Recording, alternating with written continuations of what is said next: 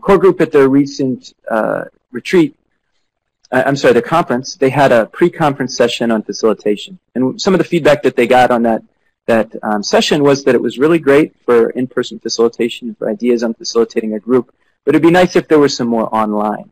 And those of us over here at TOPS on our KM team, we've had a little bit of experience facilitating groups online and using Adobe Connect and other software just as a means of bringing people together and allowing them to have meaningful participation in some of the consultations and the other things that we did. So we decided that we try to set up a session where we just kind of highlighted some of the different techniques that we use. But this isn't just a session that's focused on us telling you all things. We really want to make this participatory, and honestly, we want to tap the knowledge of folks in the room, because I think a lot of you have experience either as facilitators who have helped to set up conversations and events online, or as producers who've helped to do the technology and help to support people doing facilitation. So yeah, we wanted to create an opportunity for you all to come together and for us to play around with some of these techniques. So I just want to kind of look over at the poll results. It looks like about half of our audience here, half of our group, typically uses Adobe Connect for webinars. We're using Adobe Connect for this meeting. Perhaps we used to use a different software, but we switched to Adobe Connect just because it's a really powerful tool. So you'll get to see some features of Adobe Connect today. WebEx seems to be really popular, and a little bit of GoToMeeting and other softwares. I know Jen Burns. Jen, you mentioned that you use a software called BlueJeans, which sounds really interesting. So hopefully we'll hear a little more about what that's like during this event. As you're activating your mics, just make sure that you mute yourself. There we go. If other folks are talking, and that would just limit background noise. Now there is going to be a point in the meeting where we're going to have small groups, so we're going to invite you all to actively join in discussion with each other. If you haven't been able to get your microphone activated, yay, Jen, I see that you weren't able to activate yours, then you're free to use the chat box. But we really encourage you to use your mics during that portion. And we're going to take a moment in a second here to get our mics set up. But I want to look over to the second question to the left. And this one is on whether or not producer or facilitator best describes your role. It looks like most of the folks in the room, about half of us, are primarily facilitators, so we manage the discussion online. And then we've got a good percentage that are producers as well. And then one person who's just kind of learning and setting out to be one or the other. Oh, not two. So it's good to know. It seems like most of the experiences in facilitation, and really this session is going to be focused on facilitation.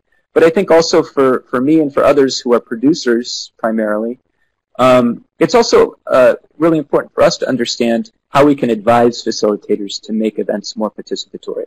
So I think that hopefully there'll be a lot of ideas here, or things that we'll do in this meeting or cover, that will give you ideas of how you can, when you're working with a facilitator to set up a conversation or an online meeting, it'll help you to figure out how you can suggest that they do this or do that in order to maybe make different parts of their meeting more participatory.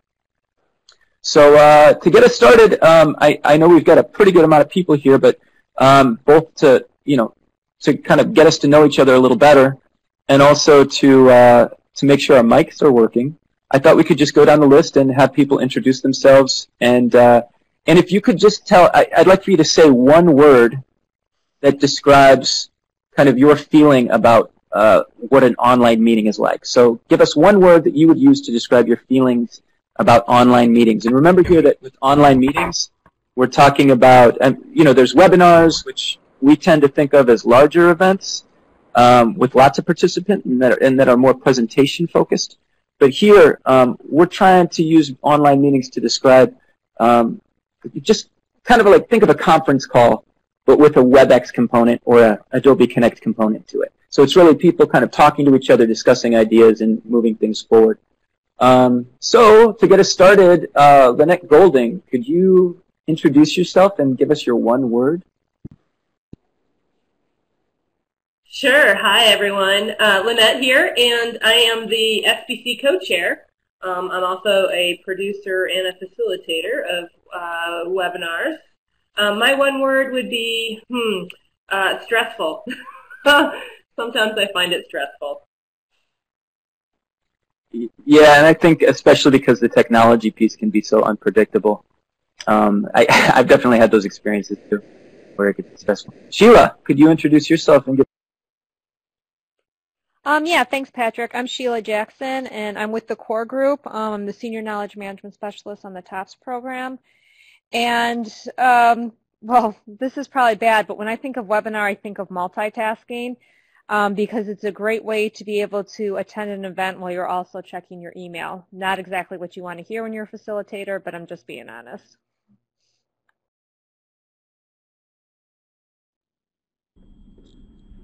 Hi, I'm Aaron Buxbaum. I work on the Secure Nutrition Knowledge Platform through the World Bank. I've been both producer and facilitator at different points with webinars, although now I'm sort of doing neither-ish and working with other people who are doing that stuff instead. And my word recently for webinars, it's gone through a lot of different stages, but recently is actually anxiety, I think because I have less control over how our webinar interfaces with like the brown bag lunches and learning events we do. And so I never quite know like how that interaction with other staff is going to work and how they're going to set up the room and all these kinds of things. I'm still working through this new sort of bit where I have less control personally over how the webinar works. What was that word again, Aaron? Did you say piety? Yes, I get all my devotion from webinars. No, anxiety. Anxiety. Okay. It must be my sound cutting in and out. I thought you were confessing yourself as a pious person. Adam Keene, could you give us an intro? Sure. My name's Adam Keene. I'm the interim deputy director on the TOPS program. I have occasionally facilitated webinars, but not often. And the one word that came to mind for me was awkward. I feel awkward, and sometimes I feel everybody feels a little awkward. Yeah, I hear you there, and I think part of it is just not being able to see other people and how they're reacting to what you're saying, right? So you're not really sure how people are receiving what you're doing. Adam from KDAD, I'm not even going to attempt your last name. Could you give us a little intro? That's Adam Snuffleupagus with the KDAB project. I am an AV technician primarily, and I already see a trend emerging, and my word is ambivalence. I think it'll be fleshed out further, but the stuff that we constantly wrestle with is indeed how webinars play into the overall communication strategy, how they augment and supplement and or take the place of other learning events, etc., etc. Thanks for organizing. Well, thanks, Adam. Alan Tallens, do you want to give us an intro? Could you, is your mic working?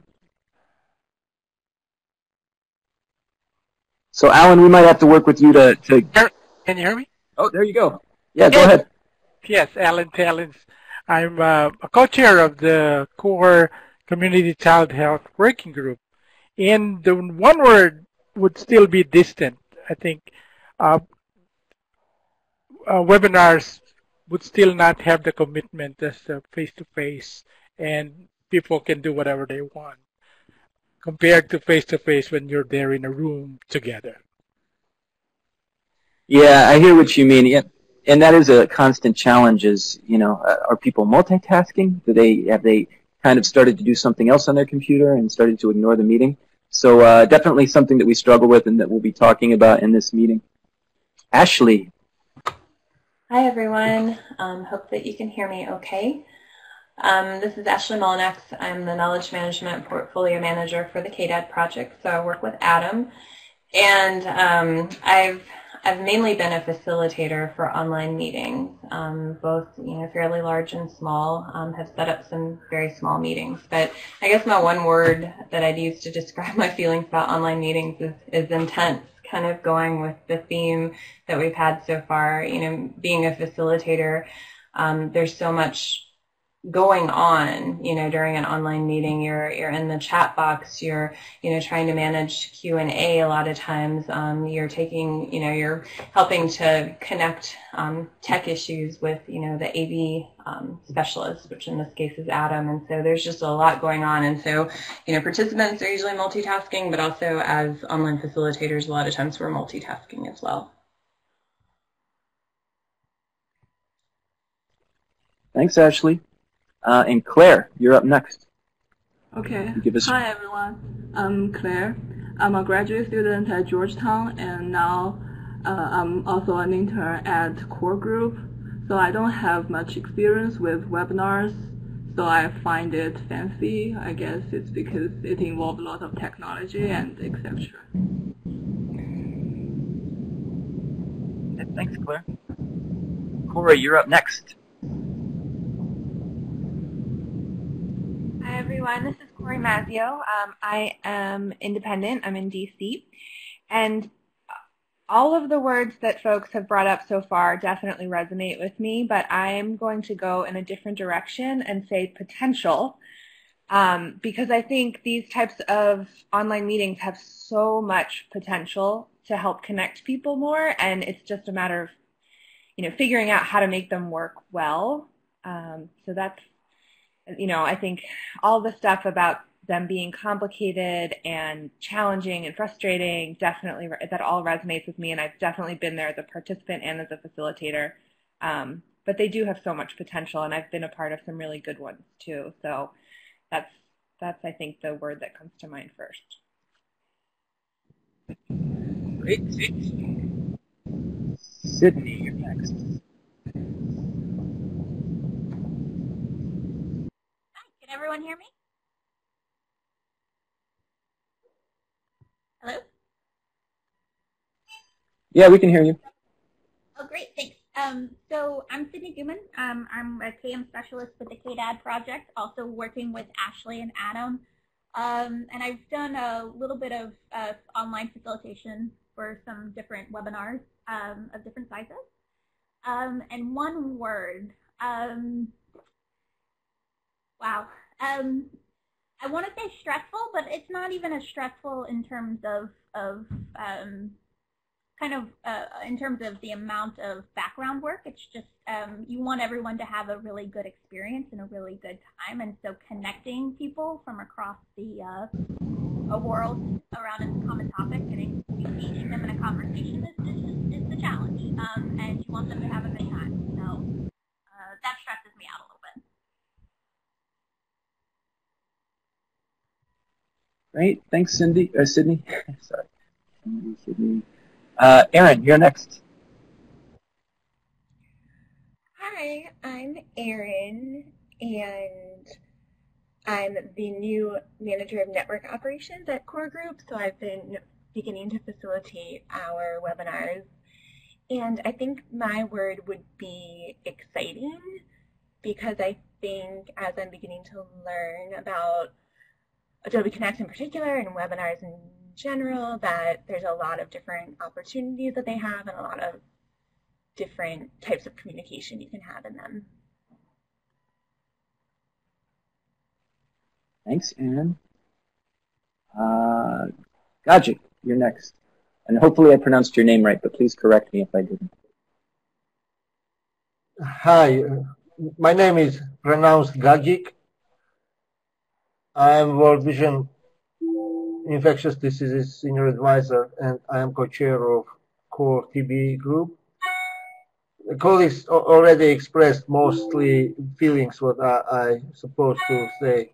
In short, I would say that I really like online meetings because they are so efficient and you can multitask.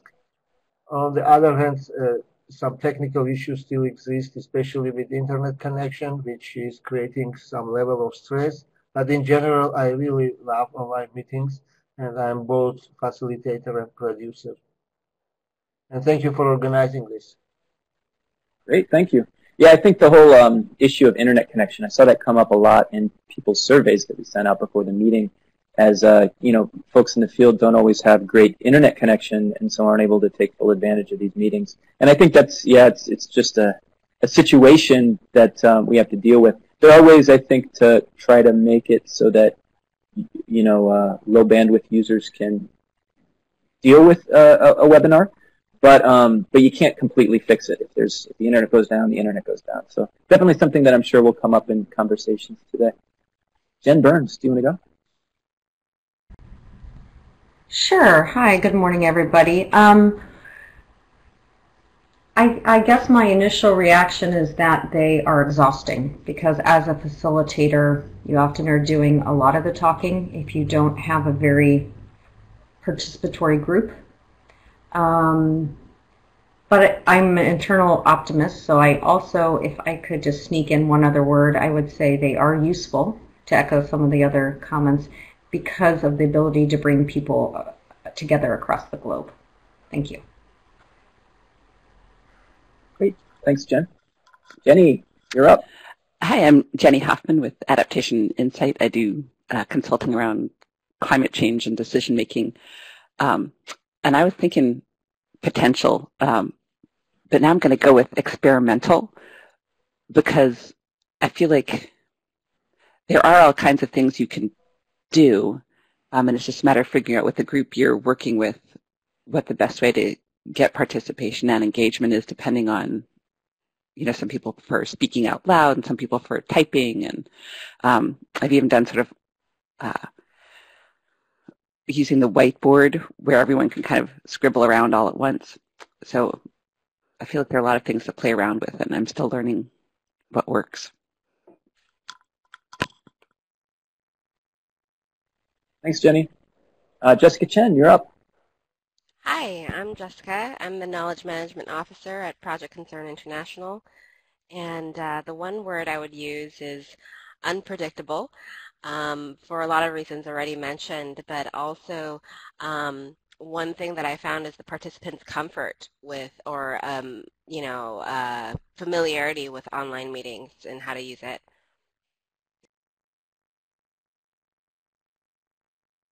Yeah, absolutely. Lori, you're up.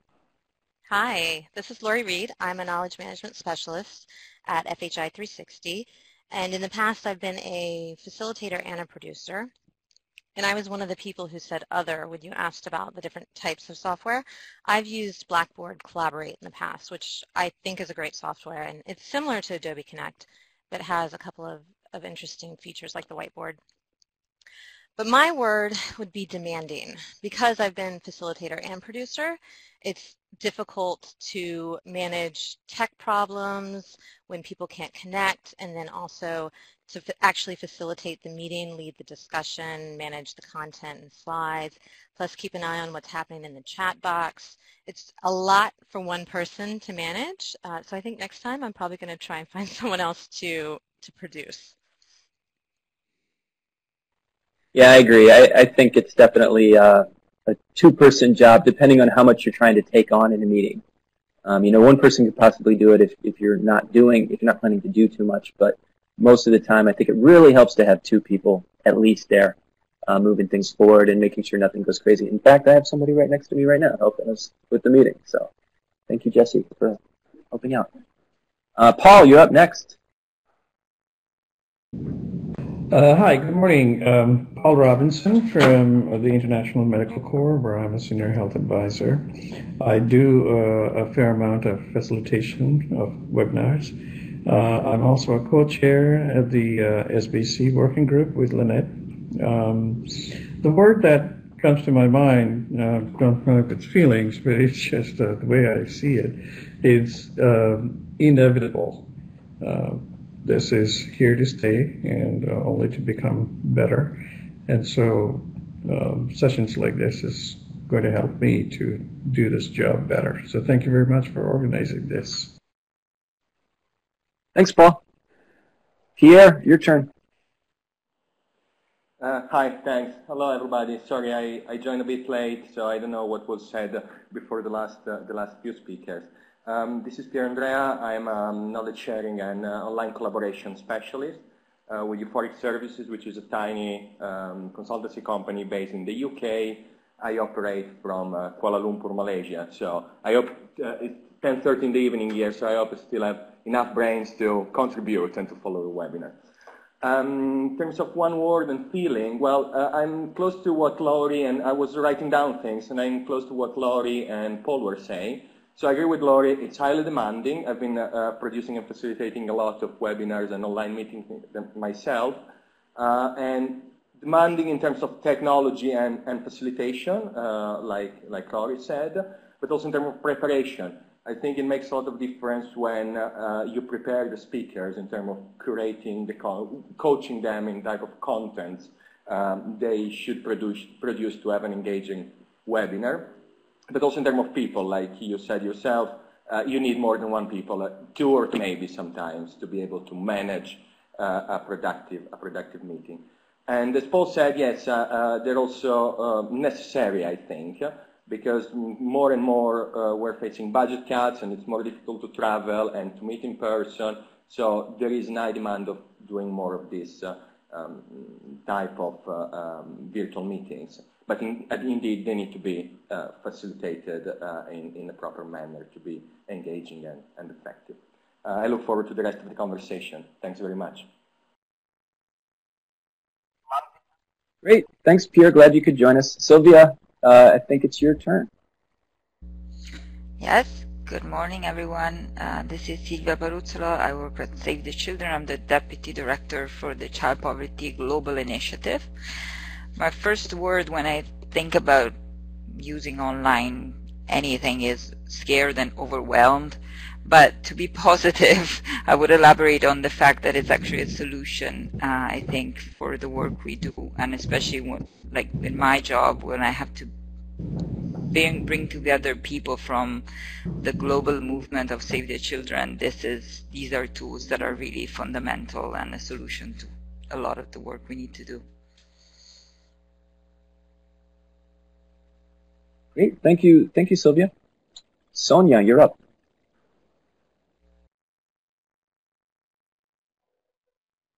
Hi, can you hear me? My name is Sonia Ramian. I work with the Global Ministries of the United Methodist Church for UNCOR.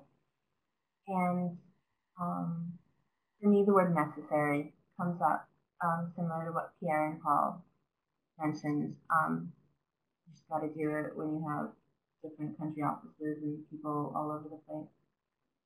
Yeah, thank you. Great, thanks, Sonia. Vance, your turn.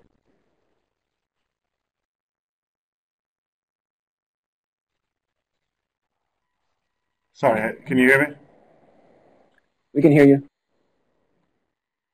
Hi, I'm Vance Whitfield. I'm the Communications and Knowledge Management Manager of CART-No Emerging Markets, Public-Private Partnerships in PEPFAR Countries project. We manage and scale up a portfolio of PEPFAR-funded PPPs for CDC, and this we just won the reauthorization of our project for another 5 years. So we haven't done much online knowledge management events for the previous 5 years, but for the next 5 years we're looking to scale that up, and so I wanted to come and to learn the options and just how, you know, some lessons learned and best practices from everyone else. Great, thanks for joining us, Vance. We appreciate actually having everybody here. So thank you all for taking the time out to be here. Yejin, I think that you said your mic wasn't working. So if you want to type your word in the chat box, that would be fine. Oh, there she goes. So Yejin, she's from, okay, I'm just going to read what you wrote. Yejin O from Food, COP, and Evidence Coordinator at World Vision. She's in a public place, so she can't talk over the phone. Representing our introvert POCs who never go audio in our webinars. Yes, there's always folks who can't get their mic working. So, and your word is extreme multitask for the host. Yeah, because those of us who are producing the meeting are trying to do so many things at once. So great, we got through everybody. It sounds like most of our speakers, our microphones are working, so that'll really help us with the next activity. Next, we're gonna do a little bit of small group discussion, and basically we've broken you down into two groups. Most of you were able to fill out the survey that I sent out before the meeting, and so we kind of looked at your answers and looked at which topics you were most interested in and kind of broke you up during that based on your responses. And for others, we just kind of popped you into one group or another. So we're going to have you discussing in small groups a particular question. We'll have Lynette and Sheila will be helping to facilitate the small groups. Not so much facilitating, but they'll be note-taking, and they'll help you all to kind of get rolling in the group activity. But then if you, among your group members, could select a facilitator, have a rich discussion around the question that you're doing around web events, and then we're going to come back as a full group in about 10 minutes, and we'll reconvene.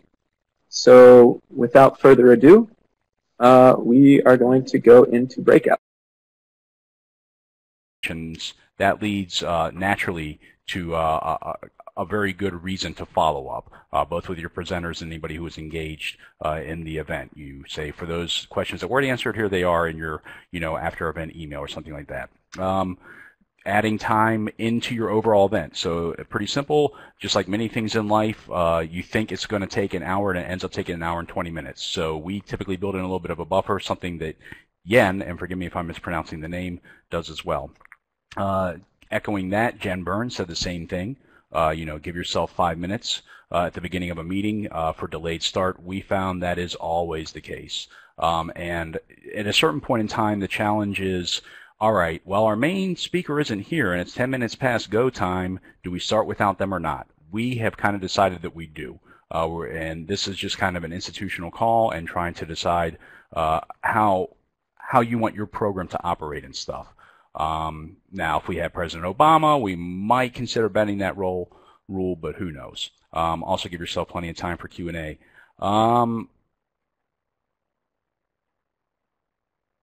What did I say, Sheila? Must talk about so kind of an active discussion that was happening in the chat box while Sheila was tracking everything is, okay, so how do you manage the content from these very lauded and credentialed presenters? And my question was, all right, so I just got a PowerPoint presentation in that has 100 slides of mycotoxins showing the different cilia and whatnot, and that room of 30 people who came out to see that are going to be very interested, but it's also going to be 45 minutes of excruciatingly intense technical content.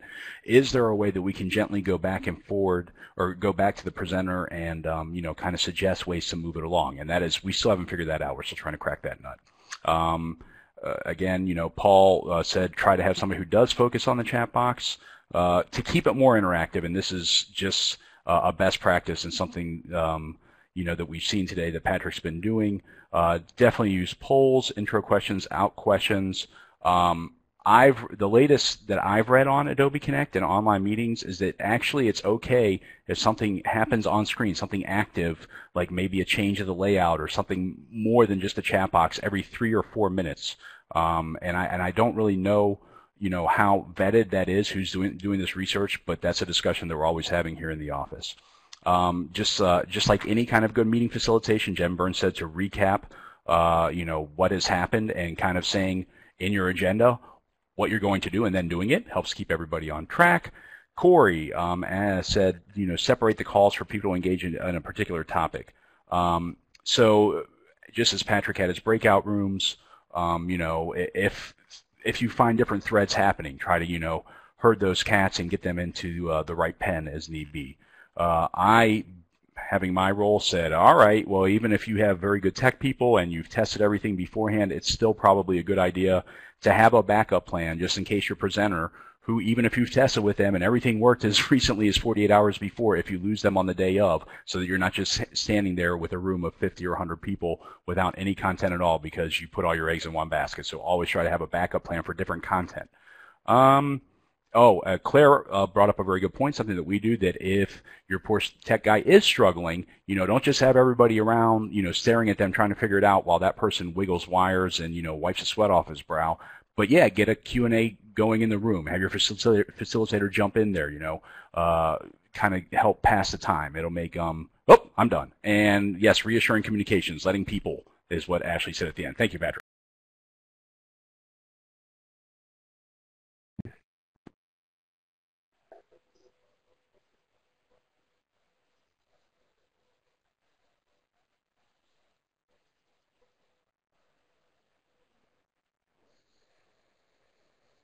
Yeah, no, Aaron was our facilitator and did a bang-up job. So, Aaron, could you lead us through the report out? I thought we chose you, and now we're all right. Let's see what we can do. Well, you took really good notes. So that's fantastic. Anyone. All right, we'll give this a shot, and same thing as Adam said. Anyone who does not feel I accurately represent what happened, please just go ahead and chime in. Lynette, as the note taker in the group, said that the facilitator should sort of open a discussion and then leave it off and see who jumps in, which is precisely what happened in choosing the facilitator in our group. Sort of there was dead air for 5 or 10 seconds, and eventually someone jumped in, which was me. And you can, if you think about who's in a room and the types of personalities and experience and dispositions that are there, you can probably expect that after a certain amount of time someone will jump in. Not always, but if you, assign a task or ask a question, it'll happen. And then we went on talking about good practices, again, around interactive discussions and microphones. And I was just noting that Patrick and Sheila and the TOPS crew did a good job of modeling a good practice and having people going down the list introduce themselves, breaking that wall of potential like anxiety or fear or mistrust over actually representing yourself by voice with a group of people through the Connect interface. So that helps establish a level of comfort, establish a behavior that allows them to be more likely to speak later on.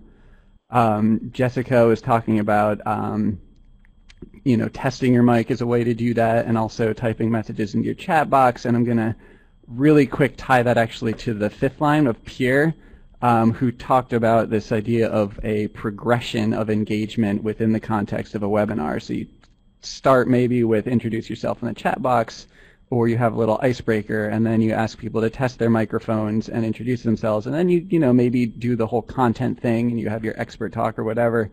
But you sort of lead them step by step to a point where they're more apt, again, to be able to engage directly with using their voice and through the mic. And both Pierre and Jenny did a very good job of modeling the hand-raising behavior at least in the context of Connect, and this is true. I think in WebEx you can do the same thing. A lot of these different platforms have that. But again, the same idea that if you have a group of people around a table, it's a little easier to stare at somebody and figure out who's going to talk. That's not the case online, and so having these little tools and having a good way to guide people with how to use them to raise the hand, and then to have the facilitator be able to use that as, okay, so-and-so is going to talk, then this person, then that person, and that's just going to keep the discussion as organized as possible. Alan brought up the idea of asking questions as a good way to keep people engaged. So like on the facilitator end, or if you're having a technical expert present, to make sure that they have a route into kind of a Q&A.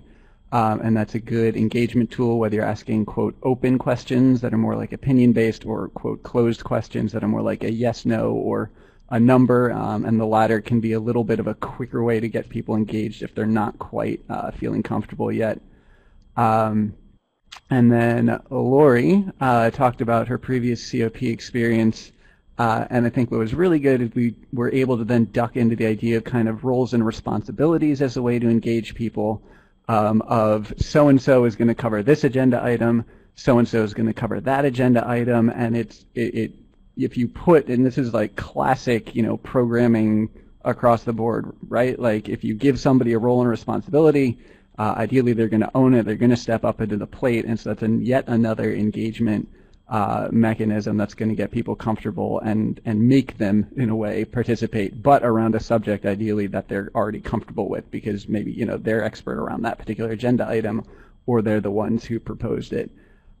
So I think that covers about everything. If we're attempt to kind of sum it up, it's really, I don't know about you guys, I think a lot about behavior change as sort of a fundamental thing that in the development space cuts across a lot of programming, and I think it applies to us as, the intersection of tech and producers and facilitators as well, and ties in this case into the idea of comfort around engagement. And so I think we've seen some tools around like asking questions, asking for opinions, giving out roles and responsibilities, this progression of chat box to voice to icebreakers or whatever it's going to be. So these are all different tools that we can think about that step by step, if you think about them as like building blocks, you're building towards a greater likelihood of people being engaged and being comfortable using the mics. And I think the last thing we also talked about what is the highest number of people you might want to attempt to use this type of format that we're using now. And we didn't get too much into that, but I think it was Pierre who kind of indicated maybe it's not so much a question about exact quantity of people, but it's more about the context of the meeting itself. So if your ultimate goal is to engage people in discussion, it's just a matter of setting that expectation up front in the emails you're sending out, in the the pods that you show when they come into the room and whatnot, and that if you sort of set that as the goal, then people are and you have like the hand raising thing and you have your facilitation methods kind of figured out in advance. Maybe you could do it with 120 people. I don't know. I haven't tried it, but it's perhaps more around the context of the meeting itself than it is just like how many people is it going to be comfortable with. I'm going to stop talking. Great. Thanks, Aaron. I appreciate it. And I think you did a great job of answering the question that you posed. So wonderful job on that front. Actually, I think that was very insightful. I definitely think that it depending on how you set up the meeting, you could potentially do it with 100 people. I think for this, with Adobe Connect, for instance, you can have several breakout groups. But I think with larger numbers, even with the number of people that we had here, I mean, even the breakout rooms were pretty full. And you can get a lot of people talking. You can get more people talking in breakouts. But it gets more difficult with more people. And a lot of times it's easier for you to have folks kind of hiding or overshadowed by some of the more talkative people. So I think it's definitely ideal to try to keep it tight in smaller numbers if you can. And just to wrap us up here, we're going to look back at some of the techniques that we used for this event. And this is just going to be a really quick review. It's no definitive list, but I just kind of wanted to end with a recap. So first thing that we did with this meeting is we took a pulse of the participants, and the way that we did that was both through a survey to folks sent out by email beforehand, where we were able to get feedback and actually information that we used to put you guys into small groups, because we had to figure out which questions were most relevant to you. So we ditched one of the ideas and we went with the other two because they were super popular. And then also, surveys can be a little more detailed, but we also used polls at the very beginning of meetings. So if you have a couple of smaller poll questions too, or briefer, multiple choice ones that are easy to answer, that's also a really great way to kind of get a sense of who's in the room, what experience they have, and things like that. So that's the first thing that I wanted to point out. The second thing, early on in the meeting, we really made an effort to try to get participants engaged. So we did that both through the polls, but also inviting people to share information in the chat box, where they were joining from, what organization they're with. I've seen a lot of people, invite people to type the country that they're joining from, which is a very simple question. Everybody's eager to share, but it's really great if you have an international audience, because it gets people using that chat box right away. And then with a meeting where we're really hoping that people will actively use the mics, we try to start with some kind of icebreaker or question activity where we're forcing people to use the mics. So not only, did we have to walk people through a few times how to set up the mic, and I was sure that in the reminder email going out beforehand to send out a video linking people with, visualizing how you activate the mics, because that can always be a difficult part of things. But then you have to get people to actually use it. So making sure that you're intentionally designing an activity where people can use it. And if you're organizing an ongoing group, people who are going back and using the technology over and over and over again, eventually you don't have to do the technology piece as much, because people will eventually figure it out. They know that they need to go here to activate their mic every time. But you need to be very intentional, especially about creating that activity that forces people to talk right off the get-go. The third thing that we did is create opportunities for in-depth discussion, so allowing people to go a little bit deeper than the icebreaker did. So in this session, we used the small group discussion for that. And then some of the sharing and dialogue in plenary, I noticed that the chat box was very active as folks were sharing out, which I think is really good. And it shows you that people are engaged in processing and also throwing out new ideas about what was being discussed. And then the fourth thing, that whole thing around inviting participants to take the lead. So, when we do our small groups activities, or when we're doing a hybrid meeting and we have people online and we want them to function as a small group, we always have them select a facilitator and note taker. We try not to provide that for them, because if we do that, as producers, then we don't get as much activity in the room. But if the if the people online are taking that responsibility on themselves, then it does tend, we've seen it lead to a lot more action, activation, participation. Reporting out in plenary is another piece, so we invited people not only to be presenters or facilitators and note takers, but Sheila was really great at facilitating Adam into reporting out for the first group. So no, but getting people to step up and report out, I think, is another way to get them involved and keeping it more decentralized. Calling on people to share throughout the meeting. So if there's, we might not have done it as much here. Maybe this happened more in the small groups, but you know, if you know people have knowledge and experience and you haven't heard much from them during the meeting, then try to find points to call on them at different points where you know that they're going to have good input and will potentially have something to say. I think some people are just, you know, they just need that little nudge in order to get them sharing. And so that's kind of the last piece that we use in that whole, you know, trying to decentralize things and getting participants to take the lead. So to kind of sum this all up, you know, if you think of a traditional web platform, you know, you have your facilitator who might give a little intro at the beginning of the meeting, and then you've got your presenter who does a lot of the talking, and then at the end you have some conversation with participants, so you might have some Q&A or something like that, but then you're always going to have some people who aren't talking, you know, and then you got that one person who's sleeping or is multitasking. And so, you know, this doesn't sum up all meetings. It's a very simplistic model, but I think this does kind of illustrate how a lot of people think about web events. And what we're trying to do here is go to a more participatory format, and it's one where you're ideally starting off with participation and dialogue, where you're moving into a situation like small groups, for instance, where you might have some parallel dialogue going out, so you're just doing it in a different format, or you're doing it around different questions, and then kind of leading to an active discussion sharing out at the end, or something along those lines. So this is kind of where we're going. I know this is a simplistic way to illustrate it, but it kind of gets the point across. It's rethinking how you're doing meetings and doing them in ways where you're trying to create opportunities for participation, engagement, and in new ways, and trying to get as many people talking throughout the meeting as possible. So that's really it. We're a little bit over time, so thanks for those of you who stayed over. Any last-minute comments or questions from anybody?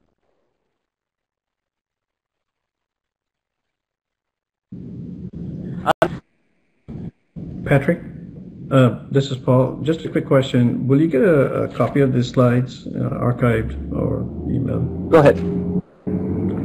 Hey, Patrick. Yeah, great question. Actually, I'm going to take this PowerPoint, and we will be, sorry, somebody went back to the last slide.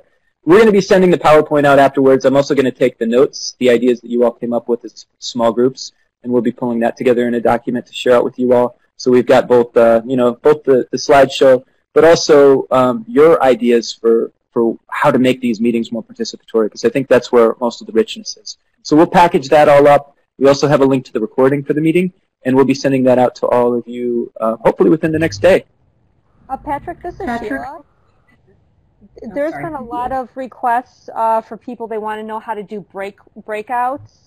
Would it be possible for you to maybe put together some sort of a job aid to help people with that? They're having some problems.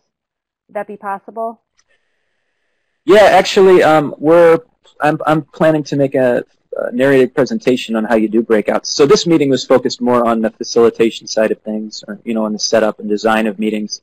But then there's all that technical side of things for producers. So we have some videos that we've been creating over here, and perhaps some of the folks over at KDAD have some resources too that could help people probably grasp that. I definitely am pulling together a video on how to do breakouts. It's like a narrated presentation style video, and that should be up on our website along with some other, you know, producer-oriented videos in the next month.